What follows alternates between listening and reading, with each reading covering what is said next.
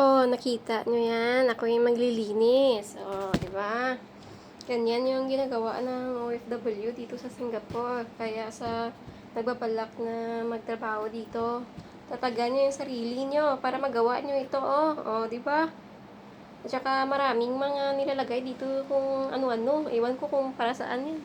Sa atin kasi Zone Rocks lang, okay na, di ba? Dito marami pang mga lagay-lagay kung ano yung ginagamit sa paglilinis.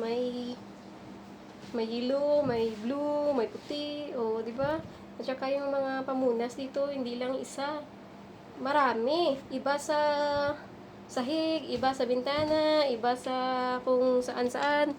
Kasi anli dito, anli. O, di ba? Kaya sa nagbabalak na abroad dyan, mag-aral-aral muna at ano nyo yung sarili nyo. Iinom kayo ng maraming vitamin C para may kalaban kayo dito, o di ba? Maano yung katawan nyo. Maano sa may trabaho, o di ba? Yan, kuskus lang ako diyan pero ang katawan mo niyan sobrang pagod na kasi sa araw-araw ba naman na ginagawa yan? Pwede bang sa isang linggo, 2 beses lang maglinis, di ba? Hindi naman pwede pero araw-araw talaga dito. Sige, yan. Di ba? Tsaka dito daw, sabi nila, mahal daw ng tubig. Kaya magtipid-tipid sa tubig kapag naglilinis ka. O, di ba? Diyan sa Pilipinas, anli kasi maraming bumba dito, wala. O, yan, di ba? Kaya tatagan nyo talaga yung sarili nyo kapag kayo yung nagplano na mag-abroad. Tatagan nyo na maigi para kayo naman ay susunod sa yapak. O, kaya, yan. Mapapakanta ka ng talaga ng sa ilalim ng puting ilaw, ako'y nagkukuskus ng banyo sa araw-araw. O, diba? Ganyan. Kaya, daanin na lang sa kanta kapag nagtatrabaho kayo para naman hindi nyo mapansin yung katawan nyo na sobrang pagod na talaga.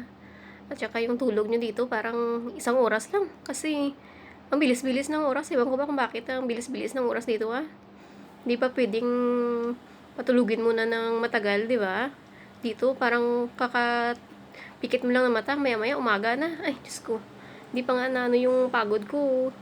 Umaga na. Kaya masyak ka na lang na umaga na uli. Ay, naku. Kailan pa kaya ako yayaman para hindi na ako magkuskus-kuskus dito sa banyo ng ng mga amo ko. Di ba? Diyos ko. Mahirap talaga maging OFW, lalo na wala kang experience.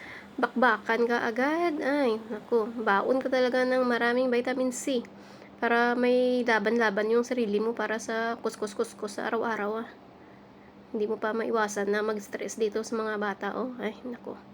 Iwan ko na lang. Sige, dyan na lang kayo muna. See you na lang on my next vlog